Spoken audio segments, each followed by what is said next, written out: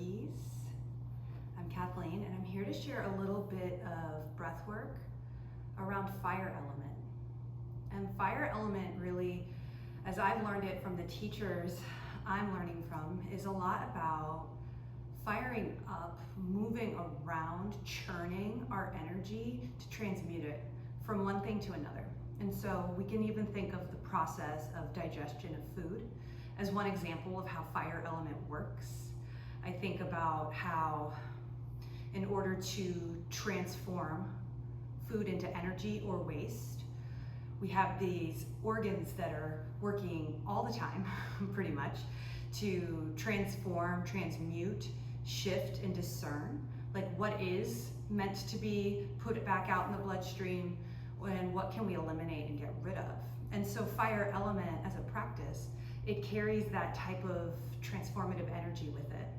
We can heat things up and find friction. And so before we even get started, just take your two palms together, start to rub them together.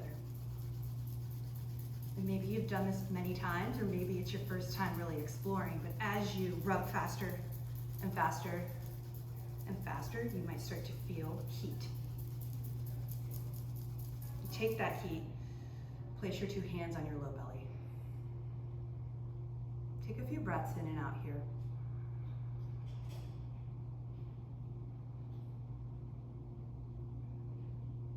Noticing the heat transferring from your hands to your belly. Let your shoulders soften, let your hands relax down your thighs. So for our fire element pranayama practice today, our little mini breathwork sequence, we'll practice what's called Agni Pran, which is breath of fire. And Agni Pran is actually a little more of a neutralizing breath than maybe the breath of fire you've heard of. There's several different breathworks that I hope to share with you over the days, weeks, months, years. But for today, Agni Pran is a quick, accelerated inhale-exhale. We're looking for 1 to 2 to 3, if possible, inhalations and exhalations per 1 second. And the difference between this and maybe a breath of fire you've practiced in other yoga lineages is that we'll keep the belly soft. We'll keep the core at ease. This is simply nose breathing quickly to start to stimulate our sympathetic nervous system, but in a really cool, even way. So it will start to fire up our digestion. It will start to fire up that fire element, but it's not going to create as intense of a response as, say, our Kapalabhati, which is our skull shining breath, and even our Agni Sar, which is an internal retention and pumping of our solar plexus region. So Agni Pran, find your easy seat, a place where your spine can be long. This can also be practiced on your back. When you arrive to your comfortable position, let your hands rest somewhere they feel stable. And begin to draw breath in your nose and out your nose. As you draw breath in and out, bring your gaze somewhere steady, or you might even close your eyes. Lengthen the back of your neck. Send your crown of your head to the sky. We'll take a deep breath in. Clear your breath out. And then start to find quick in and out the nose.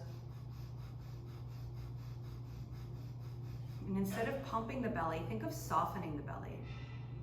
Find relaxation at your solar plexus. Even though the diaphragm works because we're pulling air in and out, it's not pumping or contracting or snapping back. So keep moving the air. We'll take 10 more rounds. As you complete, big breath in. Open mouth, cooling air out. Breathe in and out of your nose here.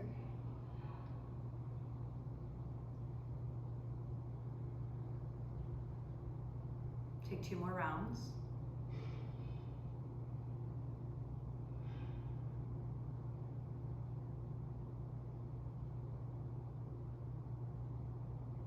And as you empty your air, get totally empty.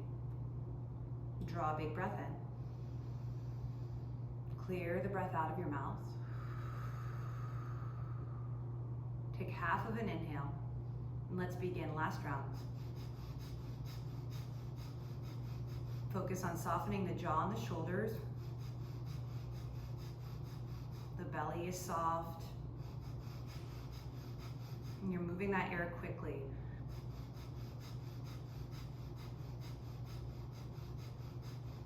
Ten, 9, 8, 7, 6, 5, 4, 3, 2, 1. Big breath in through your nose. Open mouth, let go. Breathe in and out of your nose, just observing the effects of your pranayama.